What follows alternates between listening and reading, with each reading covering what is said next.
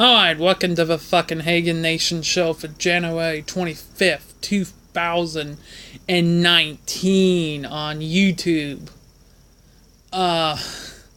This podcast will probably be shorter than the last one, and the first one, I gotta be honest. Number one, I had a shit ton to get done this week. That's why I only uploaded one video about my school going on fucking lockdown for 4 hours on Wednesday. Okay, but there is some stuff I want to talk about. Most notably, the meme you're seeing on your screen now is a Pro Bowl.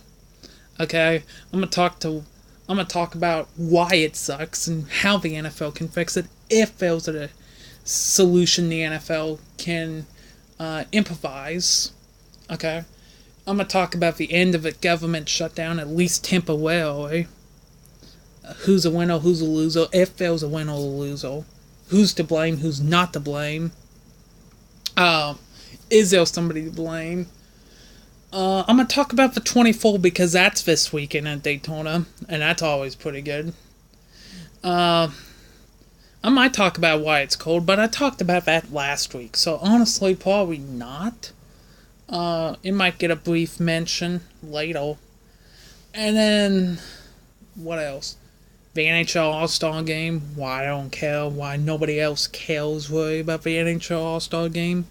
And then I'm going to tie up a couple loose ends on the lockdown and other shit going on that I haven't mentioned just yet. Also, my Twitter and my Instagram and my email will be down below.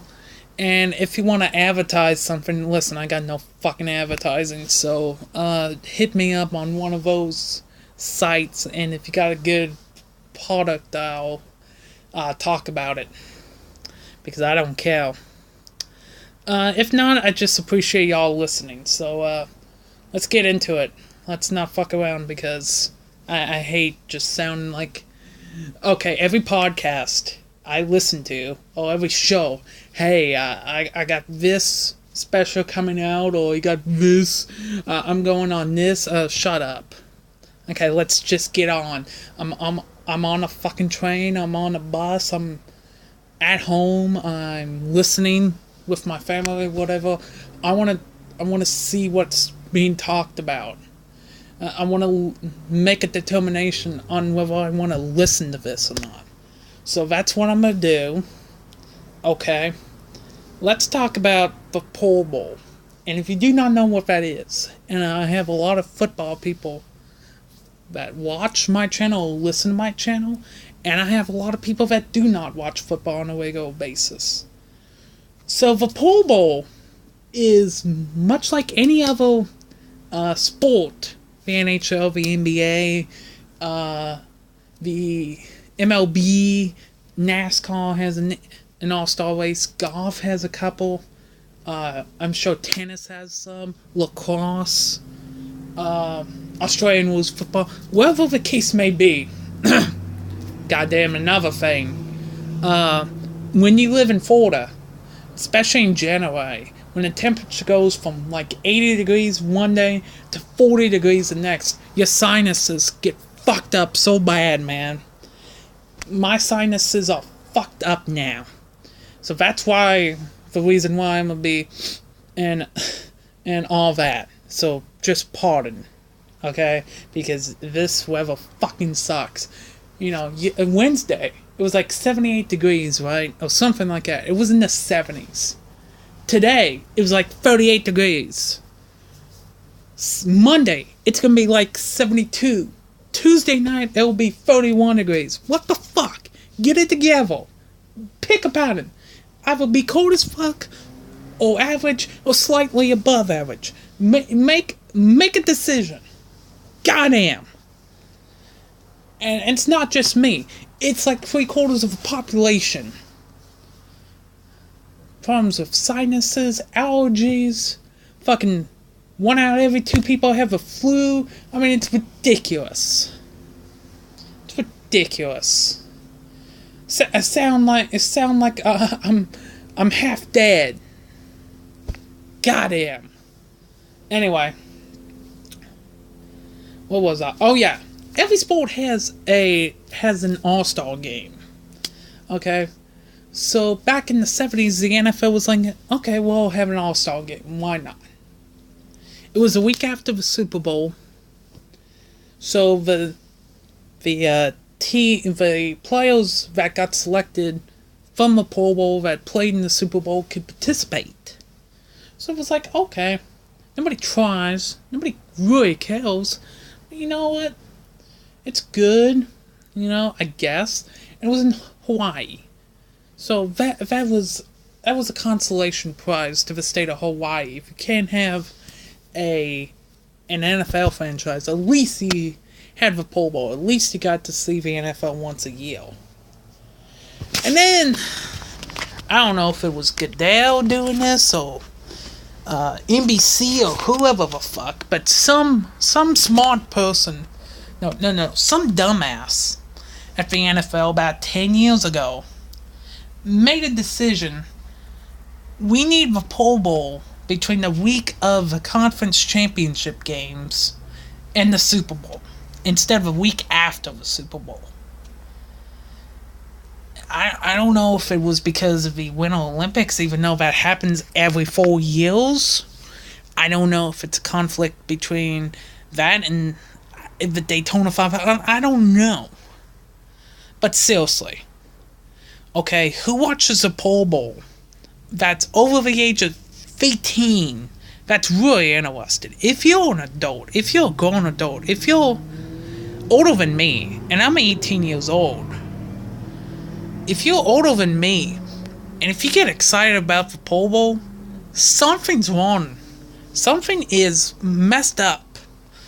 Okay? Because the Pro Bowl, number one, you can't tackle. So it's essentially a touch game. Number two, there's no kickoffs. Number three, you never know what the format is. They always experimenting some weird shit, too. Like some weird shit.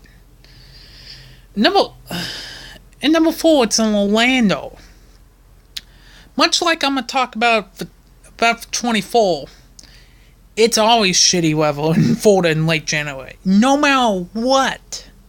It's always shitty weather. Okay? So, no, Orlando.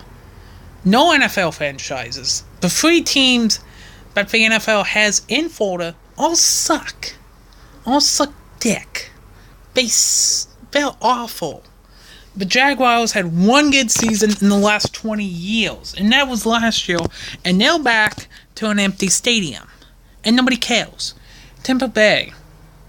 After the Super Bowl in 2002, they've sucked ass. They've sucked asshole for the last 16 years. I mean, you missed the playoffs for 12 straight years, bruh. It's over. Might as well move a team or get rid of it, one of the two. As long as Jameis Winston is a quarterback, they're not doing shit in Tampa Bay. I'm not sorry, because it's the truth. He's a fucking crybaby. Well, he's sexually assaulted that Uber driver too, let's be honest about it. And then you got the Dolphins, which haven't done anything since, the 90s? Really the 80s, but I'll give you some parts of the 90s. And then, every 2 years there's a quarterback change, or head coaching change, usually a combination of the two. And they've went 7-9 or 8-8 for the last 18 fucking years too. So you have it in Orlando. Nobody cares. Nobody in Orlando. And I live in Daytona, so I live 45 minutes away. Nobody's getting excited about the Pro Bowl. No player, unless, the one exception, is if you're a member of the Jets, the Browns, the Buccaneers, the Jaguars, a team that traditionally loses. If you're a member of the Chiefs or Saints, or the Eagles, or the fucking Cowboys, or the Steelers, you're not getting excited. Can I tone this shit down? Can I decline it? Honestly, I don't want to get injured. Nobody tries. Nobody cares. Nobody watches the game, even though that's not true. They're like, can I just go the fuck home? Nobody... It's the worst NFL game of the year. It's worse than preseason. Okay? And they go, okay, tickets are $45. Yeah, because it fucking sucks. Okay? NFL's basically begging people, please go to this shit. So I have two solutions for the NFL. Really, a third solution. And I'm gonna just tell you, get rid of it. Okay, but they're not gonna do that because somehow they're still making money. God damn it. They're still making money. Okay? On the Pro Bowl. And that's because of jersey sales.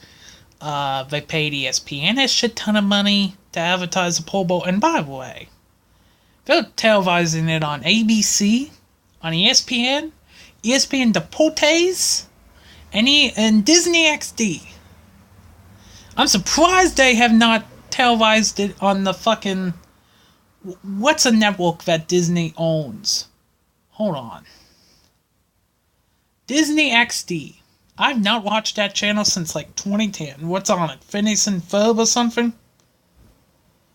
I mean, seriously. Let's see. I'm surprised it's not on Disney Channel. We gotta get everybody. You gotta get everybody nuts. Then again, honestly, kids get excited about the Pro Bowl. If you have a kid and he's excited about the Pro Bowl and he wants to go, I'm fine with that. I'm honestly fine. He doesn't know any better. It is pretty fun if you're below 13 and you have not gotten the point on why it sucks yet. It's pretty fun. I'm gonna be honest. Let's see. What the fuck does ABC own? I'm surprised it's not on ABC Family. I'm honestly surprised. Disney Juno, you goddamn. A&E. Apparently A&E is owned by ABC. Never known that. But, why? Why Disney? 4 channels. ABC. Okay. ESPN. That's what it should be on. ESPN and ESPN Deportes. I'll give you a pass on those two. They're just trying to get on ABC. That way it can compete against... I think NBC has a golf tournament. CBS has a college basketball game. And Fox might have a college basketball game. And then... Disney XD. Don't they do reruns or something? I don't know. If you're a kid and you watch Disney XD, let me know what the fuck they do on Sundays. I don't know. I don't give a shit. Anyway.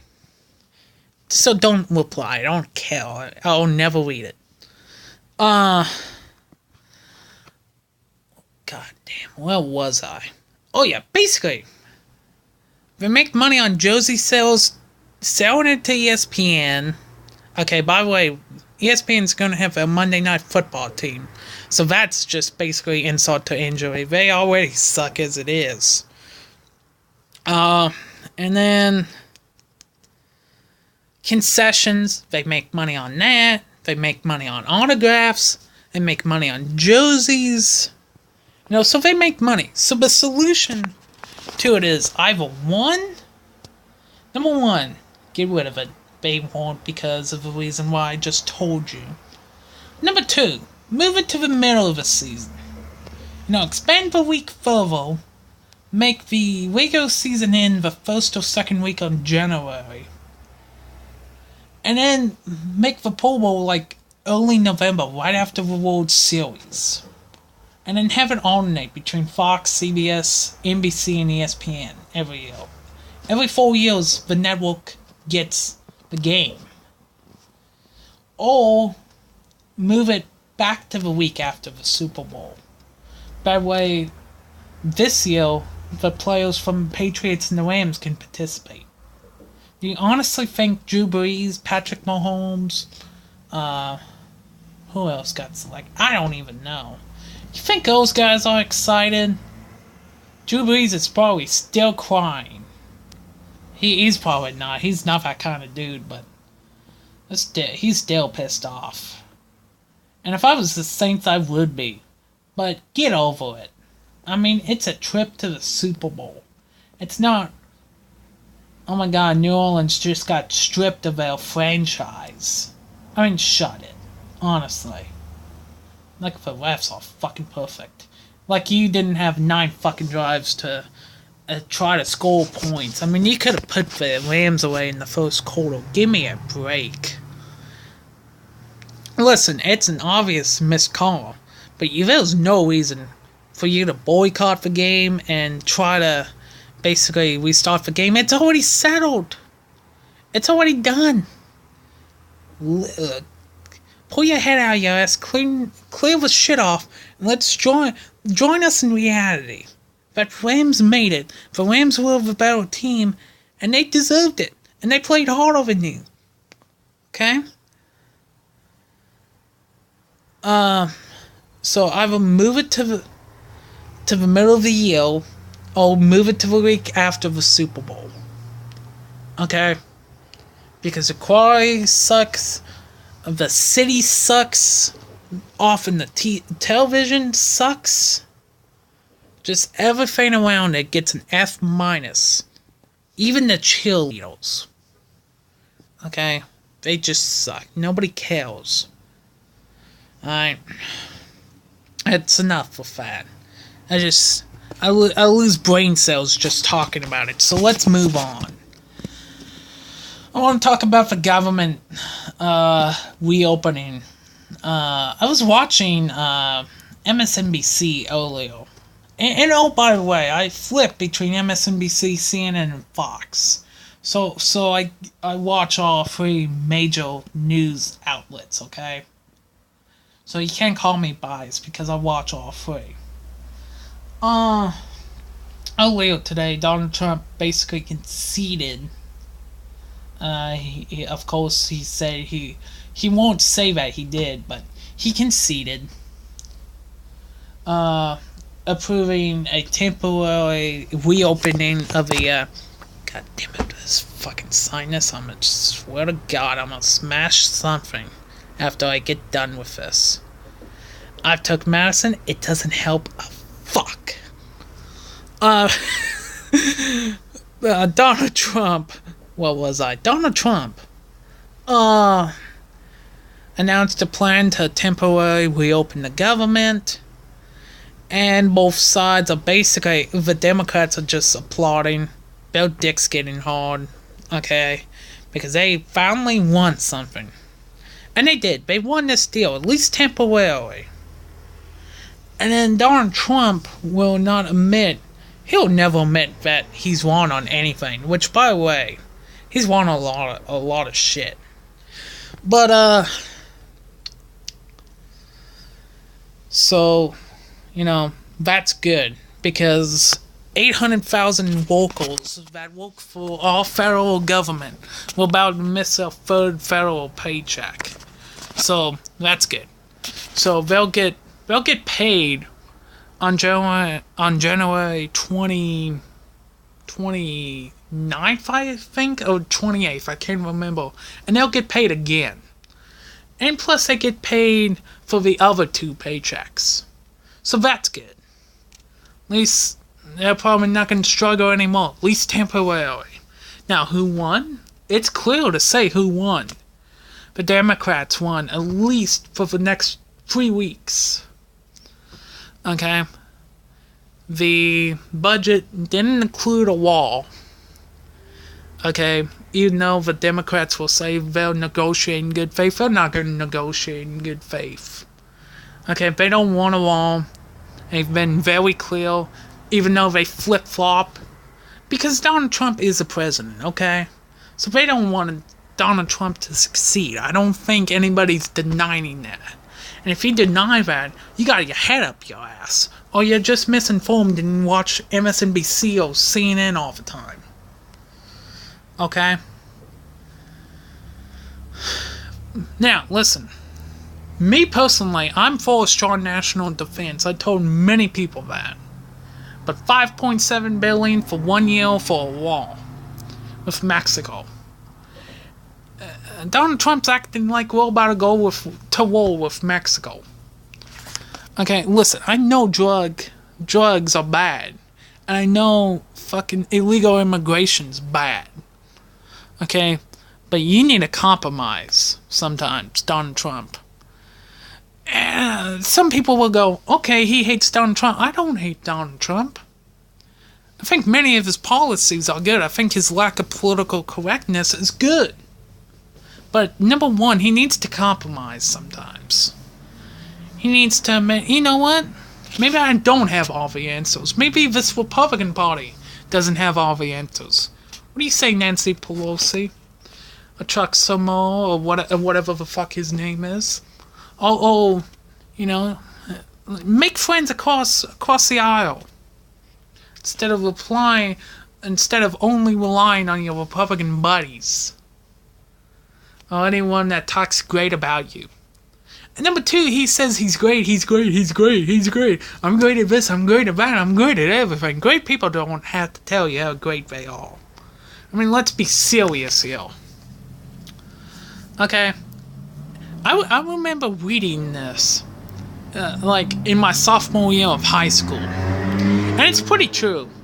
If you're good, you'll tell everyone you're good or great.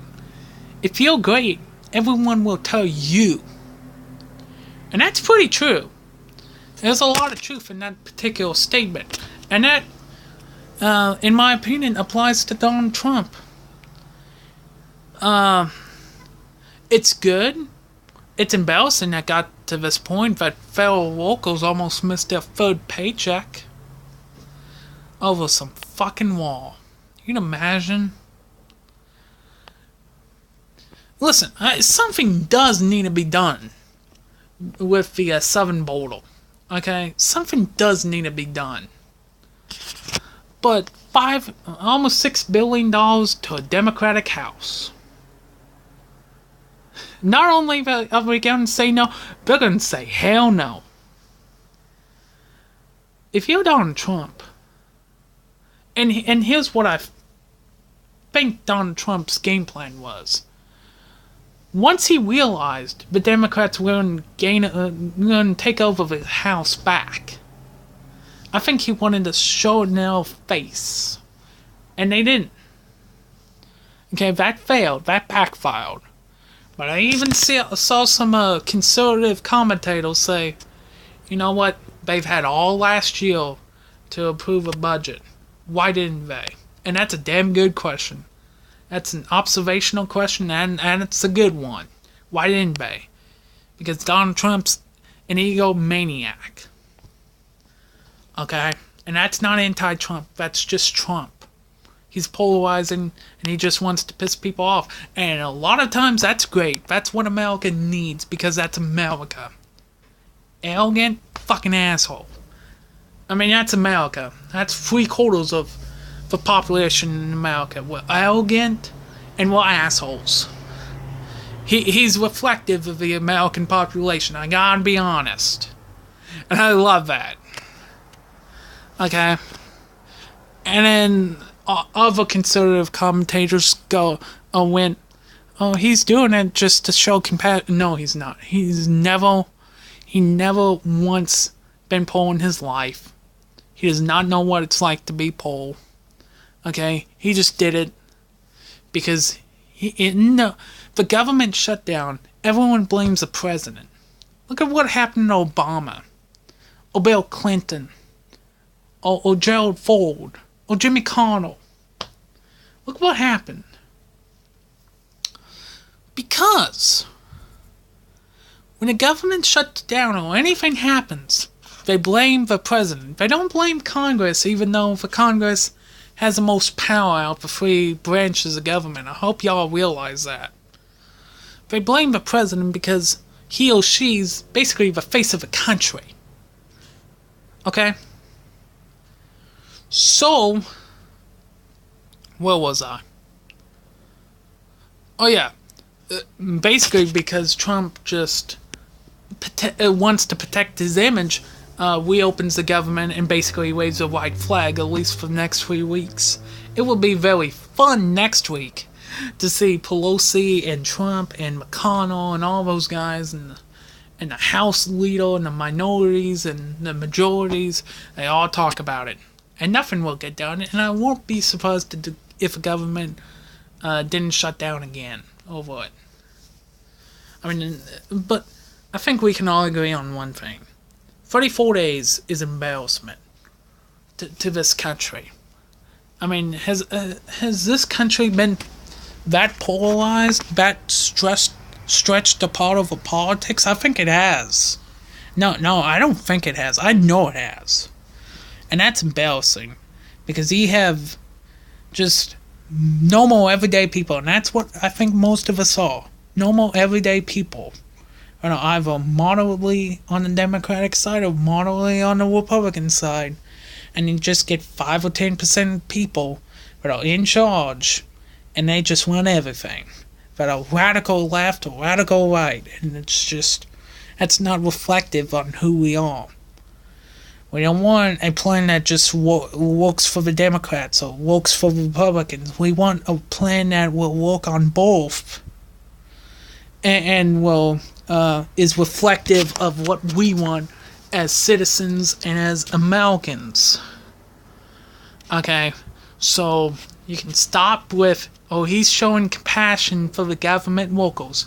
Because if he did, this wouldn't have lasted 34 days. This would have lasted a maximum amount of a week.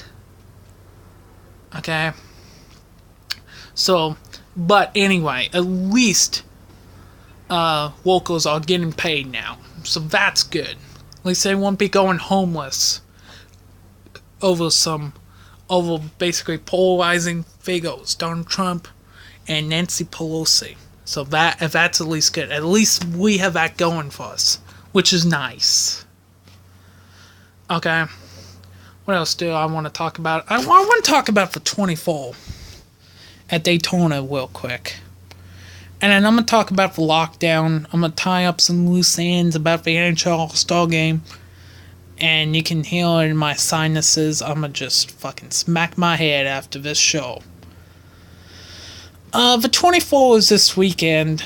It's supposed to rain on Sunday pretty good. Or pretty bad, depending on your viewpoint. I've always been God fucking damn it. I've always been a fan of a 24. I've always been a fan of endurance racing. And that's what it is. You sit around you race for 24 hours. It's car, it's machine, it's driver. And they have multiple drivers, by the way, if you don't watch endurance racing. They have multiple drivers, so it's not the same driver for 24 hours. They have stints for like 60 minutes or 90 minutes or however long, between 3 or 4 drivers. But, if any of you know me personally, you know how I used to be really big in NASCAR. I'm not anymore, because that sport just kamikazed itself. But I've always liked it. I think it'll be a good race, between the 3 classes. I have a lot of my friends that will be going to the race. I've been twice. If you ever get the opportunity to go over that, or for 24 hours of Le Mans, or even the 12 hours of Seabreeze, I highly recommend you do. In Daytona, and I imagine Le Mans is better, but Daytona has a taste of Daytona, and it also doesn't hold any of the course in the streets, unlike Le Mans or Sebring. So it's all on the track, on a closed track, and they just make it into a road course. It's very nice. The infield is a place to be. You don't want to be in the grandstands. Everything happens in the infield.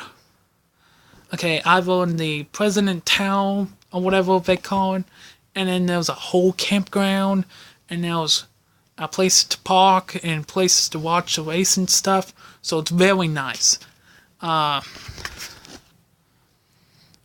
So it's enduring. It's pretty damn good.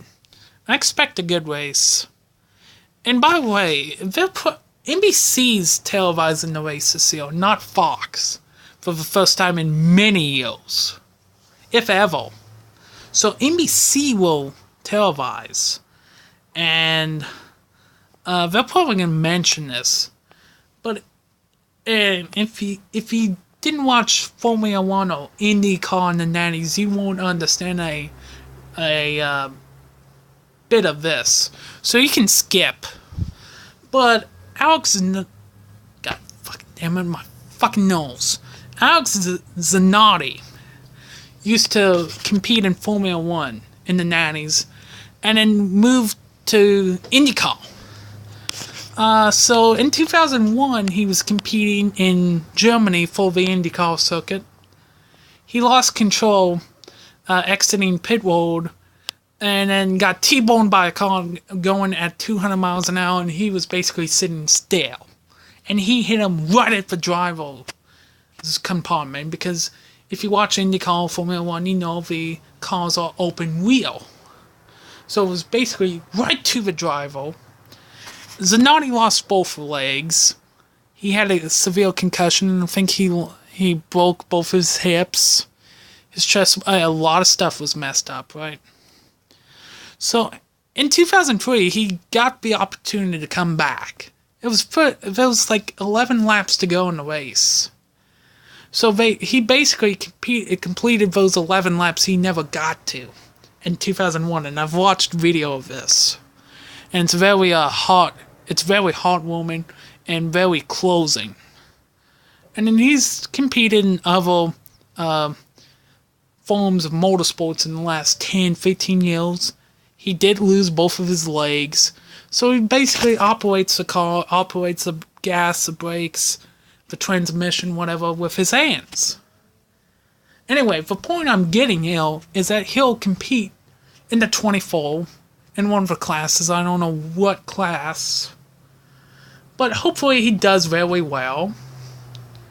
And I'll be pulling for him. And I'm sure everyone that follows endurance racing or knows him will be cheering for him as well, because that would give the IMSA, the International Motorsports something association, a lot of good publicity if he were to win his class and his car were to win. So we'll see. I didn't even know that until I read the paper Thursday. So that's how clueless I've been, but they had qualifying yesterday, and the race is tomorrow. And I already had a couple people ask, are you going to stay up all 24 hours? No. I have school Monday. I can't. Even though the past 2 years I've stayed up 20 out of 24 hours. So I only missed 4 hours both the last 2 years. We'll see how well I hold up here. I could probably, do some videos of whatever. So expect that. Then again, probably don't expect it if I have a head cold. God fucking motherfucker. Alright. This podcast, you've basically listened to most of this, because I'm going to talk about the lockdown real quick and the NHL All-Star Game, and then I'm out of here. And I'm going to take some more medicine. But the lockdown on Wednesday, like I said, I already did a video on it. It was pretty funny. After we knew it was not anything in the school. It was basically outside the school. So it was all good. And it was pretty funny. If you would like to follow my Instagram, I took a couple pictures. And it was nice. It was nice to be in class for 4 hours when you have ADHD and you have to go piss. It's very fun. So, you can go follow that. The NHL All-Star Game, they changed it from Sunday to Saturday night, and I don't know why they did that. It's basically the same format. It's basically Eastern Conference for 2 divisions. The Western Conference, there are 2 divisions. Whoever wins that will square off. And whoever's the winner of that will be the winner of the NHL All-Star Game. Who's in it? I don't know. I don't care. I don't keep track. Okay, it's in San Jose, so I guess that's good. It's on NBC Saturday night. If you want to see it, I don't. I won't watch it. I don't care. Okay? So, that's bad, since I had a couple people ask, do you know who's in? No, I don't keep up. I'm sorry. Oh yeah. There's one other topic I want to talk about. I knew I was forgetting something too. The Big 12 SEC Challenge, if you're a fan of college basketball, will be played tomorrow, all 10 games. Let's go over the games real quick. Iowa State, Ole Miss, two surprising teams in the conference. I think Iowa State will go to Oxford and will get the win. So I'd say Iowa State. For in TCU, I'd say TCU will beat Florida. Florida's just not as good as it's been in the last several years. Alabama and Baylor. I will give a slight edge to Alabama. I think Alabama has a little more depth than Baylor. Baylor has very little depth. So we're at Big 12 2-1 here. What could be the biggest mismatch of the challenge is Kansas State at Texas A&M. Two teams are going in the opposite direction, that's for sure. A&M's like 6-11 or whatever, and Kansas State's won 5 straight, and is missing their other big guy. So I expect a Kansas State win huge over A&M. Alright, Texas and Georgia. I'm gonna go with Georgia. Texas has been cold lately, much like A&M. Georgia needs a signature win to get in the NCAA tournament conversation. So I expect Georgia to win. South Carolina, Oklahoma State. I'd say South Carolina. Oklahoma State's just not that good this year. Frank Martin, they can never count on him. And he used to coach in the Big 12. So he still probably knows a thing or two with at Oklahoma State. So we're tied 3-3. West Virginia and Tennessee. I expect Tennessee to get it done big. West Virginia has been one of the more disappointing teams in the preseason. Compared to the preseason rankings, they're like 1-6 in Big 12, so that's not good. Plus, Tennessee's just on fire. They got away with a win at Vanderbilt last night. Wednesday night, rather. So I expect Tennessee to get it done big. Vanderbilt at Oklahoma.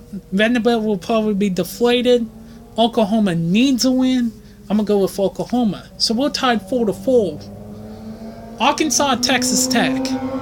Arkansas didn't play a whole lot of competition out of conference, and that's showing right now. Arkansas is struggling in the SEC. They go to a formal conference for Texas Tech and Lubbock.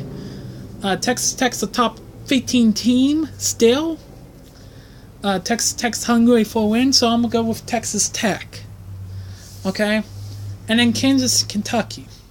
Kansas just, once they lost their big man, they have not looked the same. They lost to West Virginia. They lost to Iowa State without them. They damn near lost to Iowa State again Monday. Kentucky is, and how good Kentucky is, we're going to see. I mean, they beat Auburn at Auburn, and Auburn's pretty good. They beat Mississippi State pretty bad. Can they go back to back against ranked opponents? Bill Self and John Calipari know each other very well. I'm going to go with Kentucky here. So I got 5 wins by the Big 12.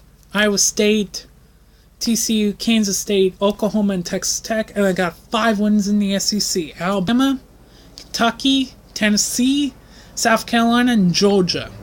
So I expect a tie or 6-4 either way. I don't think one conference will dominate this year.